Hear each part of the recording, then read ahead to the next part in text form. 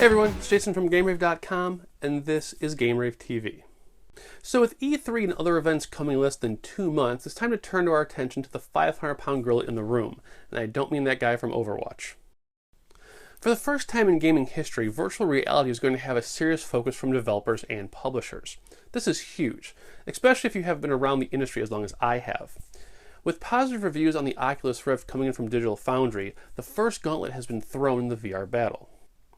So why are we talking about this on a PlayStation 1 video channel? Because it's finally time for Sony to go back 20 years and embrace not only their gaming past, but their marketing past.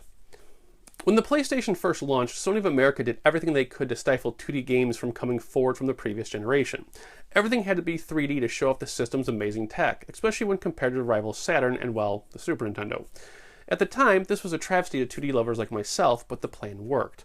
The original Grey Bastard took off selling hundreds of thousands of systems and it made gaming cool. But more importantly, it made developers work in 3D. This 3D decision resulted in publishers and developers jumping headfirst into 3D game concepts, many of which had not only never been seen before, but haven't truly been replicated since. That's where the PlayStation legacy comes from. We're here to show off several legacy PlayStation 1 games that can provide the same wow factor in VR that they did when they first launched in 3D 20 years ago. Number 1. Jumping Flash. This is by far the number 1 game that needs to come back. The first time you did the triple jump and saw an entire level before you, with everything in view, you knew you were in next-gen technology. Or bouncing off flying whales above a city full of enemies? More importantly, this is a family game the VR headset desperately needs. Imagine a Minecraft angle where you could create your own levels or design your own bunny mech. This game deserves a reboot with the same design aesthetics that made it adorable and fun to explore back then. Number 2. Intelligent Qube. You stand alone on a platform in darkness, and there are 100-foot-tall blocks tumbling towards you. The amount of panic this would cause as you frantically try and search the floor for tiles to mark and not be crushed would be amazing. It would also allow scale to be presented in a terrifying way that doesn't involve zombies for once. Number 3. Blast Chamber. If you've never played Blast Chamber, it's a somewhat weird 4-man rugby match, but you have a bomb strapped to your chest and have to drop a game ball into a receptacle. The catch is that the entire chamber was rotating as you played. Now imagine in VR as you go to grab the game ball and you see the entire room start to rotate. That sudden moment of fear and adrenaline gets amplified as you plummet to the floor, only to land Marvel superhero style at the floor to begin the same run.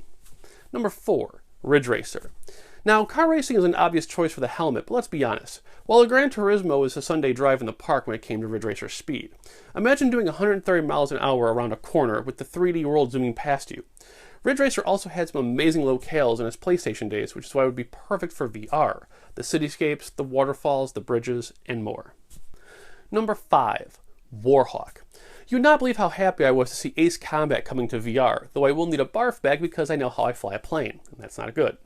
That said, Warhawk is on the list for a reason that's not actually the flying part itself. Warhawk is on here for all the times you had to fly through pyramids, giant ships, and through thousands of missile trails. That's where it would shine in VR, that claustrophobic feeling surrounding you as you try and figure out how to get a plane through a pyramid in 3 seconds. Number 6. Crazy Ivan. Now stick with me on this, kids. Stick with me. It's not what you think. With 100-foot robot golf on the release list, clearly height and robots are on the minds of developers. In Crazy Ivan, you were a mech pilot dropped off by your mech-carrying truck driver teammates. In the PSVR version of it, you would have a whole squad from this. Essentially, it would be you and the mech, 2 players in 2 trucks that would supply the mech, and then ground troops. What makes this interesting is that the mech driver has to actually be careful not to step on his own teammates, while the truck drivers supply him and the other players act as offense and defense. Imagine being one of the troopers playing Call of Duty or Battlefield style and having to keep looking out for the giant mechs above you. It'd be like being stuck in a Godzilla movie. Pretty cool. These early examples of games that use 3D in great ways can use them even better in virtual reality. Scope, scale, and spatial awareness all played pivotal roles in them, and these factors can only strengthen the VR equivalents of them. So what do you guys think of the list?